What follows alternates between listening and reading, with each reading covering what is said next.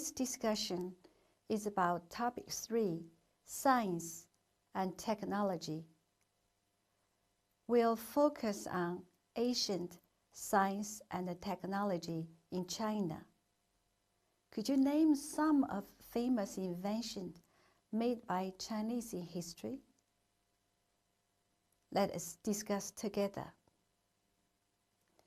Speaking of ancient science and technology in China, we should say, for more than a millennium, from the Qin dynasty before 1st century to the early part of Ming dynasty, about 14th century to 17th century, Chinese science and technology contribute greatly to the progress of human civilization.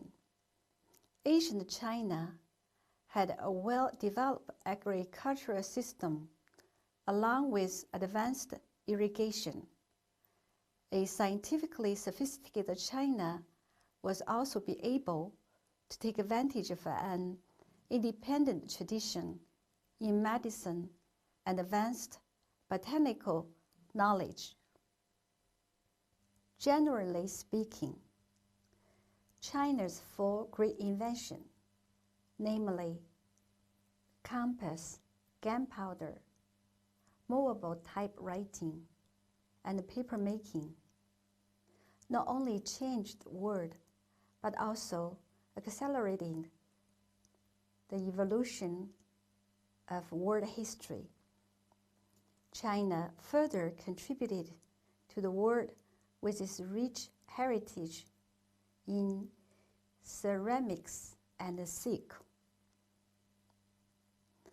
The world's most detailed and the earliest astronomic records were kept by the Chinese. They were the first people to take note of such astronomical phenomenon as comets, sunspots, and new stars, producing the most advanced astronomical observatory apparatus of the time.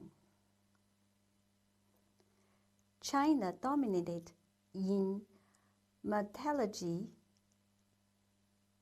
It is said that when Europeans still could not turn out a single piece of cast iron in the 14th century, China had been producing cast iron on an industrial scale for 4 centuries. Then let us discuss the 4 major inventions in ancient China in detail. The compass, gunpowder, movable type printing, and paper making. The first important invention is compass. For Chinese, we say 指南针.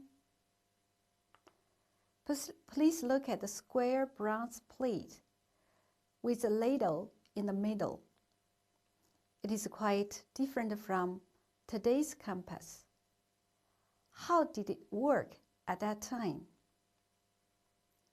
The compass is a device showing geographic direction by using the Earth's magnetic field.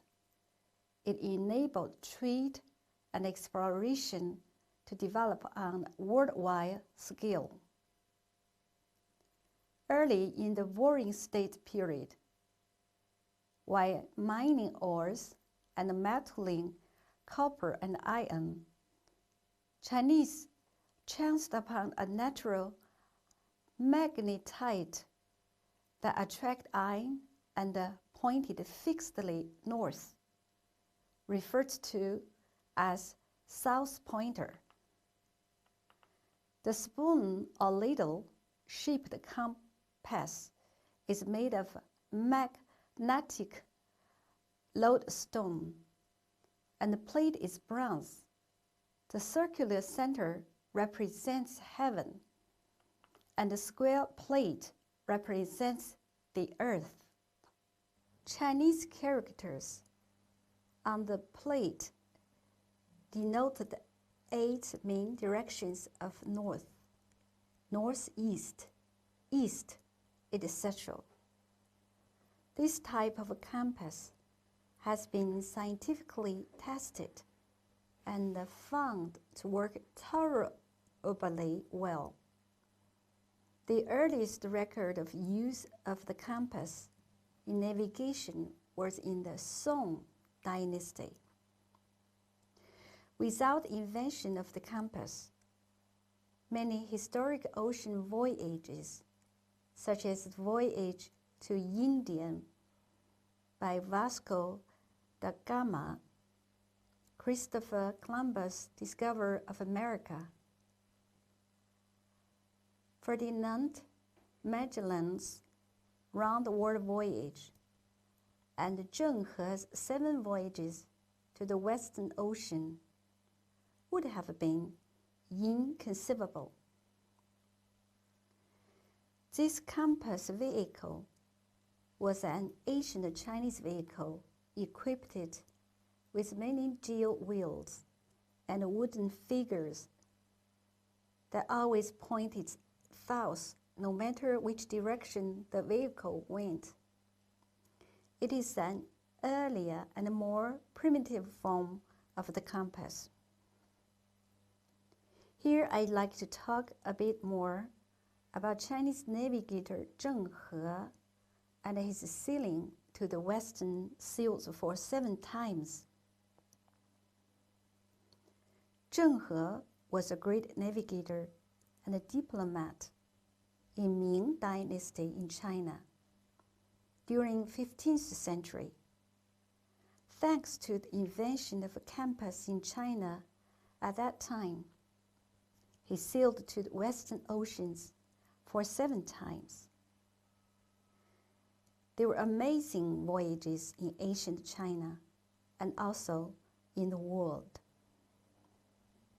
Zheng He's voyages to Western seas were the largest in ancient China, with the largest number of ships, sailors, and the longest time. They were also the largest series of maritime expedition in the history of the world before the voyages of European geographic discoveries at the end of 15th century. The second important invention in ancient China is paper making. In Chinese, we say 造纸术. Look at the picture in the middle. The man is the inventor of paper making, Cai Lun.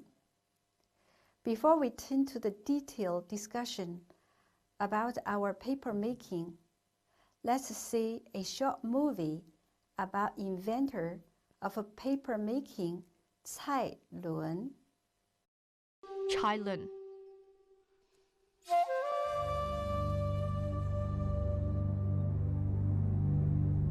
Cai Lun, a scientist of the Eastern Han Dynasty,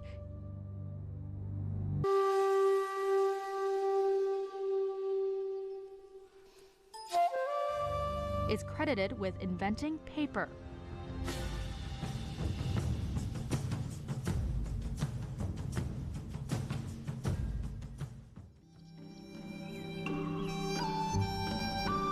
As a young man, he went to work at the imperial palace, and he stayed there for most of his life. He developed an interest in paper making while supervising engineering work inside the palace.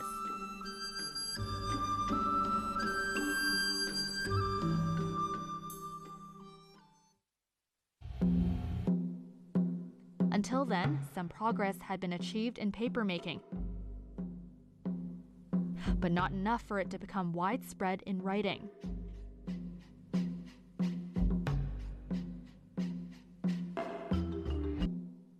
In 105 AD, Cai Lun began experimenting with different materials,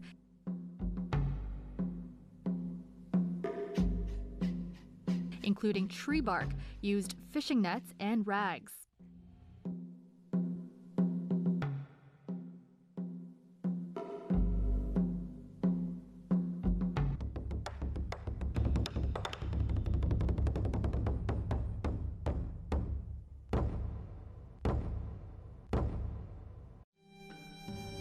His efforts paid off, and before long, he succeeded in producing quality paper that was soon in wide use. During the centuries that followed, China exported vast quantities of paper to other countries in Asia. 1,000 years later, the technique of papermaking reached Europe via Arabia.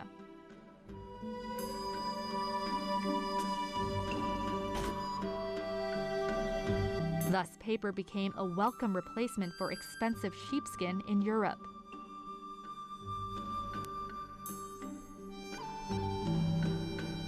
Papermaking is one of the 4 great ancient inventions of China.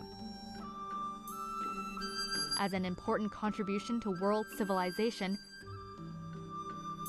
papermaking boosted cultural and scientific communication and exchange in ancient times.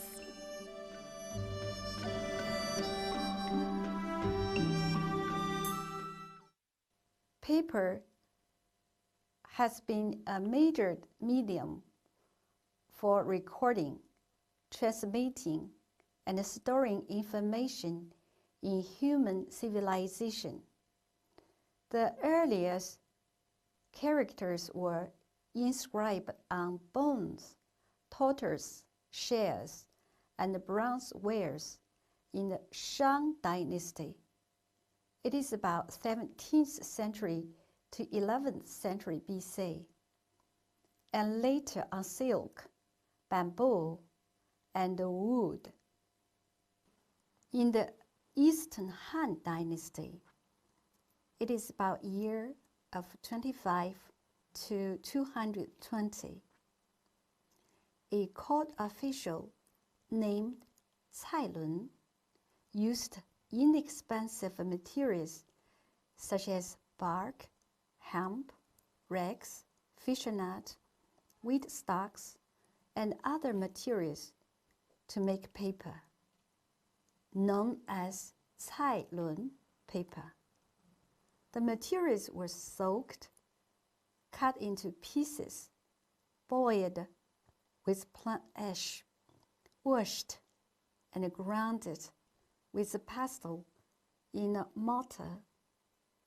The mixture was then poured evenly on a flat surface to dry or baked to become paper.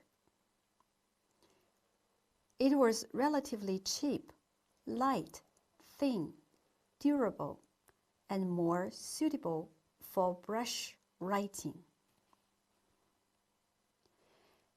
If we talk about the great influence of China's papermaking invention, we should say China's papermaking technique was first introduced to Korea and Vietnam, then to Japan, Arab countries, Europe, and the rest of the world, contributing to the dissemination of knowledge all over the world. The third important invention in ancient China is gunpowder. In Chinese, we say 火药. There is an interesting story about the invention of gunpowder. Gunpowder was invented in China not by people seeking better weapons or even explosives, but by alchemists seeking the elixir or immortality. Ancient Chinese alchemists believed that by putting different elements in a big pot and heating the pot over a long period of time, an element which could lead to immortality would be created. It was Sun Si-miao, a well-known pharmacologist of the Tang Dynasty in about 10th century, who first discovered the method for making gunpowder. How about military application of gunpowder in China and all over the world? Military applications of gunpowder began in the Tang Dynasty. Explosive bombs filled with gunpowder and fired from catapults were used in wars. During the Song, Yuan, and Ming Dynasty, military applications of gunpowder became common, and other weapons like flying fire arrow, bronze cannons, and two-stage rockets were introduced. In the Yuan Dynasty, the method of making gunpowder was introduced to the Arab world and Europe, bringing a series of revolutions to weapon manufacturing, as well as to stratagem and tactics on the battlefield. The fourth important invention in ancient China is printing. In Chinese we say 印刷术. Printing, known as mother of civilization, was another great invention of the Chinese people. It has a long history. It includes two kinds of methods: block printing and movable type printing. What is block printing? Block printing was probably invented between the Sui Dynasty around 7th century and the Tang Dynasty around 10th century. The process of block printing started with cutting of wood into blocks, and then characters we engraved in relief on the block. Ink was brushed on the engraved block, and a white sheet of paper was spread across it, then brushed with a clean brush on its back, leaving an image when the paper was removed. However, block printing was time-consuming, as blocks had to be engraved each time a new book was printed. It could take several years to finish making the blocks for a thick book. What's more, all the boards were useless after the printing, and a single mistake in engraving could ruin an entire block. During the Song Dynasty, around 12th or 13th century, Bi Sheng, a printing cover, invented mobile typewriting, which ushered in a major revolution in the history of printing. It was more than 400 years earlier than Europe's. Then I'd like to show you a short movie about Bi Sheng, the great inventor for movable typewriter printing. Bi Sheng. Bi Sheng was an inventor who lived over 1,000 years ago during the Northern Song Dynasty, and who is credited with inventing movable type printing.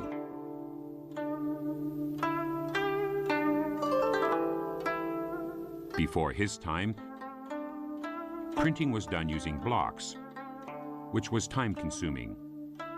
It was also highly inconvenient since it was very difficult to keep and to change a wrong character. Bi Xiang was an experienced printer. Based on his many years of work, he was able to invent movable type pieces made of clay.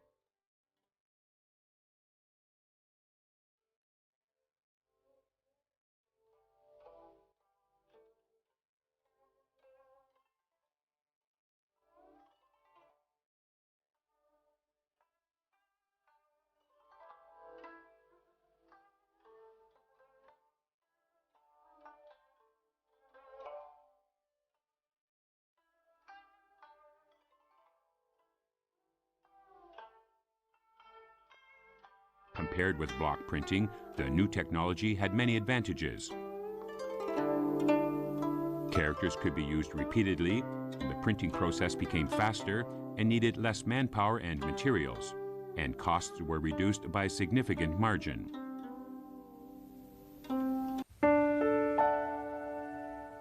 The technology of movable type printing spread abroad, first to Korea, then to Japan, Vietnam, and the Philippines, etc. Later, during the 15th century, it reached Europe.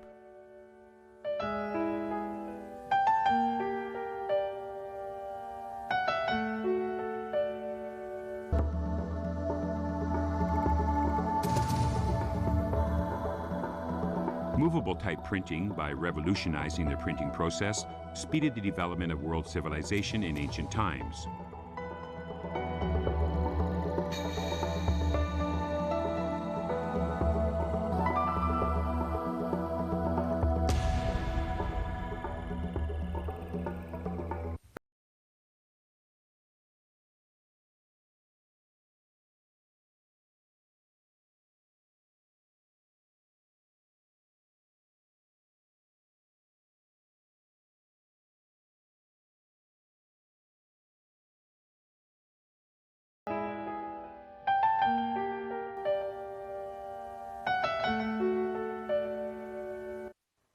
Let's discuss the movable type printing in detail.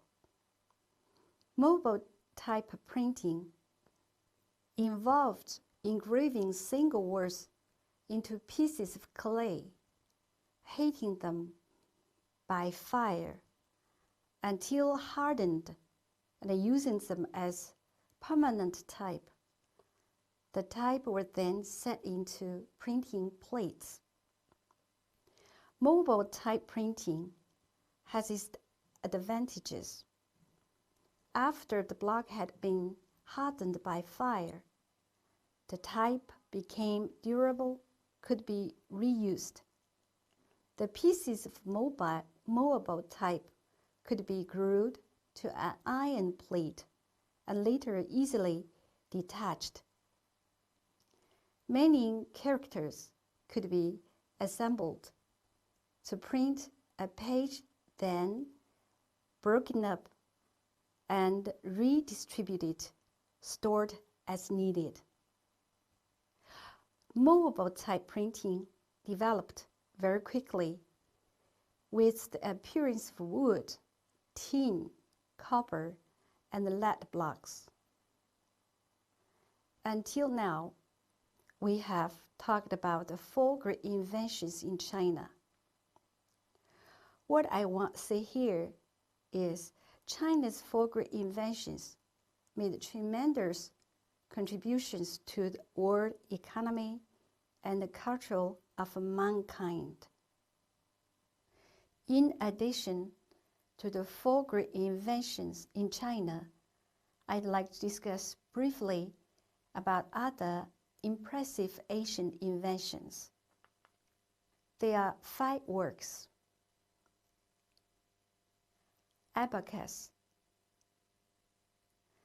silk, porcelain,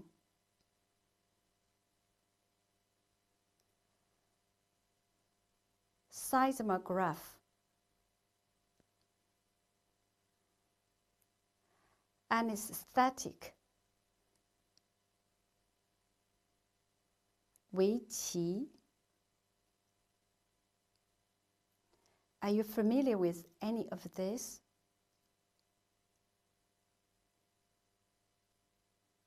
If you are interested in them, please further learn them online or through books.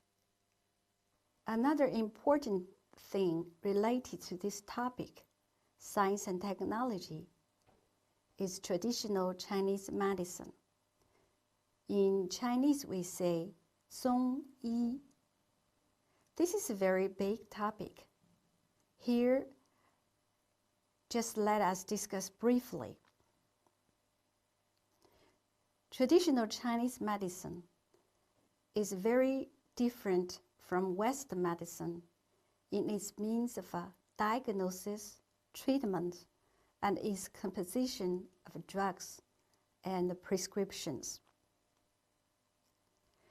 Traditional medicine is based on premise that the cause of sickness is an imbalance and the blockage of flow of qi and a vital force or energy, which is instrumental for the workings of a human body and mind. Treatment focuses on the profile of the patient and stresses the impact on patient's qi. There are many ways that imbalances in qi can be corrected. These include acupuncture, herbal medicine, massage, diet, and corrective breathing, exercises such as Tai Chi or Qi Gong. Traditional Chinese medicine places a greater emphasis on preventing illness, so a balanced diet, enough exercise and rest, as well as a regular lifestyle, are all common prescription. Listening, smelling, inquiring, and observing and feeling the pulse are 4 diagnostic methods in traditional Chinese medicine. The doctor will listen to the patient's voice, breathing and coughing, smell the body and its excreted products, inquire about patient's case history, and observe patient's mental state, facial expression, compression, color of tongue, fingers, and nails. The doctor puts his index finger, middle finger, and a third finger on the wrist of a patient, feels the pulse to ascertain the symptom and the causes of a disorder according to the frequency, fullness, evenness, and amplitude of the pulse. Then let us show you another short movie about theoretical foundation of Chinese medicine, Yin and Yang, and 5 Xing. Hope you learn more about traditional Chinese medicine. The theoretical foundation of Chinese medicine, Yin and Yang and 5 Xing. Yin and Yang and 5 Xing are a general appellation for the Yin and Yang theory and the theory of the 5 elements. The ancient Chinese discovered the binary oppositions of heaven and earth, day and night, up and down, left and right, etc. They called the 2 opposite sides that exist in nature yin and yang, respectively.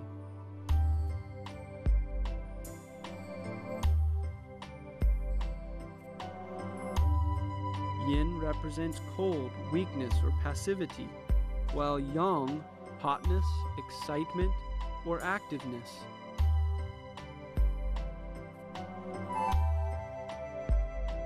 According to the main postulation of Chinese medicine, a healthy condition is reached through maintaining the balance between yin and yang of the body. If a man is ill, it is because the balance between yin and yang is lost. Then an integrated treatment is in need to regain the balance.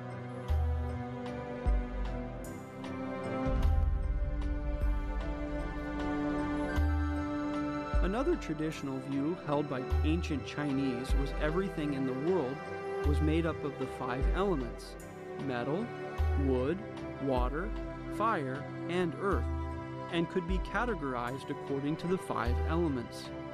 The 5 elements helped to develop one another, while at the same time restricted and held down one another. The Chinese medicine explains the interrelationship between the inside human body and the outside environment with the theory of the 5 elements as a supplement to the yin and yang theory. According to the different functions and traits of the 5 internal organs, the Chinese medicine matches them with the 5 elements, which are in order as follows: liver with wood, heart with fire, spleen with earth, lung with metal, and kidney with water. A physiological system is thus formed centering on those 5 internal organs associating with other organs of the human body. Once the system is out of balance, people fall sick. As the 5 internal organs, even everything in nature, can be explained in terms of the 5 elements, the latter can be employed to help people regain the balance of their body when being cured. This is why Chinese traditional medicine gets its medicinal materials mainly from animals and plants.